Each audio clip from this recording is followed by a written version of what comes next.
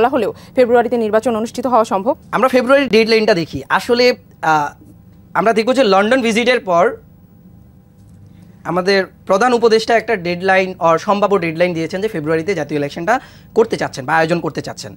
ফেব্রুয়ারিতে জাতীয় ইলেকশন করতে পারবেন কি পারবেন না সেটা আমরা পরবর্তীতে দেখব, কিন্তু সেখানে কিছু যদি আমরা কন্ডিশন দেখি, তিনি কিন্তু সেখানে উল্লেখ করেছেন যে তিনি বিচার এবং সংস্কার এই দুইটা দৃশ্যমান করে ফেব্রুয়ারিতে নির্বাচন দেওয়ার একটা সম্ভাব্য ডেট প্রকাশ করেছেন। এখন আমার কোশ্চেন, যদি বিচার এবং সংস্কারটা দৃশ্যমান না হয় সেক্ষেত্রে কি ফেব্রুয়ারিতে নির্বাচন জনগণ মেনে নিবে?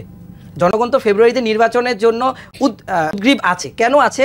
এখানে যেই তার কন্ডিশনটা ছিল যে বিচার এবং সংস্কার দৃশ্যমান করেই নির্বাচন দিবে। তবে আমরা আশাবাদী, যদি দৃশ্যমান সংস্কার এবং বিচার দৃশ্যমান করতে পারে তাহলে ফেব্রুয়ারিতে ফ্রি ফায়ার ইলেকশন যদি লেভেল প্লেইং মার্ট যদি নিশ্চিত করতে পারে, জনগণ সেটার জন্য অবশ্যই ওয়েলকামিং করবে। আর যদি কন্ডিশনগুলো ফুলফিল করতে না পারে তাহলে আমি বলবো এই নির্বাচনটা গ্রহণযোগ্য হবে না এবং সেটা জনগণ মেনে নিবে না। তার মানে এখনো নির্বাচন নিয়ে আশঙ্কা রয়েই গেছে। আচ্ছা, আপনি তো জুলাই আগস্টের আন্দোলনে সক্রিয়ভাবে অংশগ্রহণ করেছেন এবং সেই সময় আপনি গুলিবিদ্ধ হয়েছিলেন। আপনার সেই সময়ের কথা একটু শুনতে চাই। 5ই আগস্টের সবচেয়ে বড় যে হটস্পট স্পটটা ছিল যে ঢাকা ইউনিভার্সিটি ক্যাম্পাস কেন্দ্রিক শহীদ মিনার, চানকারপুল, ঢাকা মেডিকেলের এই এরিয়াতে, আমি এই এরিয়াতে লিড দিচ্ছিলাম, সাধারণ শিক্ষার্থীদের লিড দিচ্ছিলাম।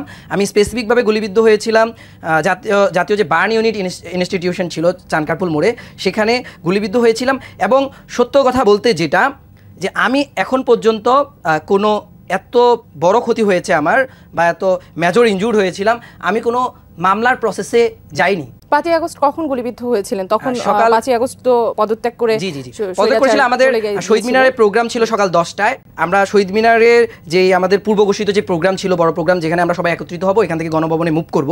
তো শহীদ মিনারের প্রত্যেকটা অ্যান্টি পয়েন্ট কিন্তু সেদিন স্বৈরাচার বন্ধ করে রেখেছিল, তাদের বিভিন্ন বাহিনী ব্যবহার করে, বিজিবি, মিলিটারি বিভিন্ন ফোর্স ব্যবহার করে বন্ধ করে রেখেছিল।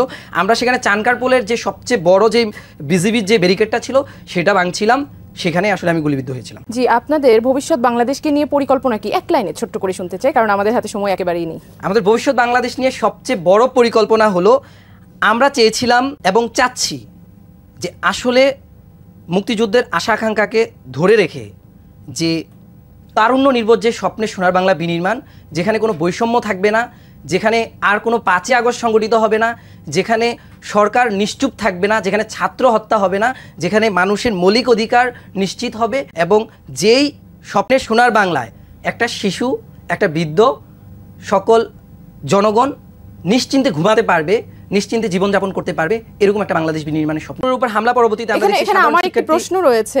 আমার প্রশ্নটি হলো, আপনি চট্টগ্রাম বিশ্ববিদ্যালয়ের কথা বলছেন, তো এখানে দেখা গেল যে অনেক সাধারণ জনগণ কিন্তু হামলা করেছে শিক্ষার্থীদের উপরে। আপনি বলছেন যে স্বৈরাচারের দোষর। এত সাধারণ জনগণ সবাই কি স্বৈরাচারের দোষর? আমরা যদি একবারে স্পেসিফিক একটা পয়েন্ট নিয়ে কথা বলি, জাস্ট দ্যাটস ক্লিয়ার।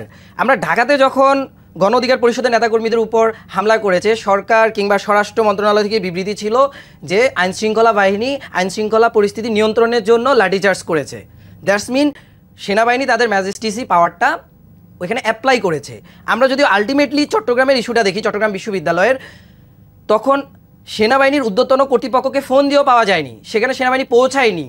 আমরা দেখব টানা সকাল থেকে বিকাল পর্যন্ত সেখানে বিশ্ববিদ্যালয় প্রশাসন কল করেছে, সেখানে ম্যাজিস্ট্রেসি পাওয়ার কেন অ্যাপ্লাই করা হলো না? আমরা কি এটা প্রশ্ন আসে না যে আসলেই তারা কোনোভাবে এটা স্বৈরাচারের দোসররা এখনও আইনশৃঙ্খলা বাহিনীতে আছে কিংবা তারা কানেক্টেড, তারা পরিস্থিতি ঘোলাটো করার একটা প্ল্যান নিয়ে আগাচ্ছে?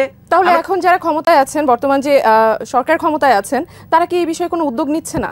তারা হেল্পলেস, আমরা তাদের কথাই বুঝতে পারছি। আমরা দেখবো যে ডাকসু বিপির নুরুল হক নুরুল হামলার পরে যেখানে তারা অ্যাকশনে যাওয়ার কথা, সেখানে তাদের উপদেষ্টাদের কী বক্তব্য ছিল?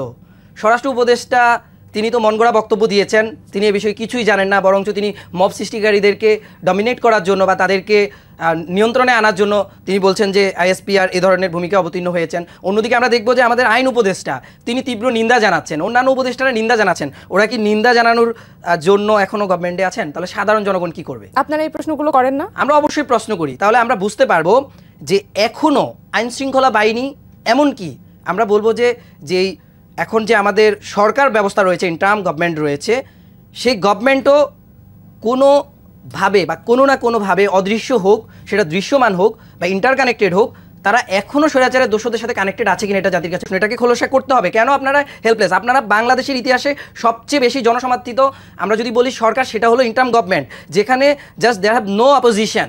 তাদের তো কোনো ভয় থাকার কথা না, তাদের কোনো ভয় থাকার কথা না, কিন্তু তারা নিন্দা কেন জানাবে? তারা অ্যাকশনে যাবে সুষ্ঠু তদন্তের জন্য। আমরা দেখছি পরবর্তীতে অ্যাকশনে কখন গিয়েছে, যখন একটা জনরোষ তৈরি হয়েছে, প্রায় 45টা রাজনৈতিক দল যৌথভাবে বিবৃতি দিয়েছেন, 45টা রাজনৈতিক দল ভয়েস তুলেছেন, তখন আমরা দেখেছি যে তারা বিচারিক কমিশন নিয়ে কথা বলছে। তাও তারা প্রথম দিন একটু যেই আমাদের মেজর যেই পলিটিক্যাল পার্টিগুলো রয়েছে সেই 3টা দলের সাথে তারা আলোচনায় বসেছেন, পরবর্তীতে আরও কয়েকটা সংগঠনের সাথে আলোচনায় বসে তারপর তারা বিচারিক কমিশন গঠন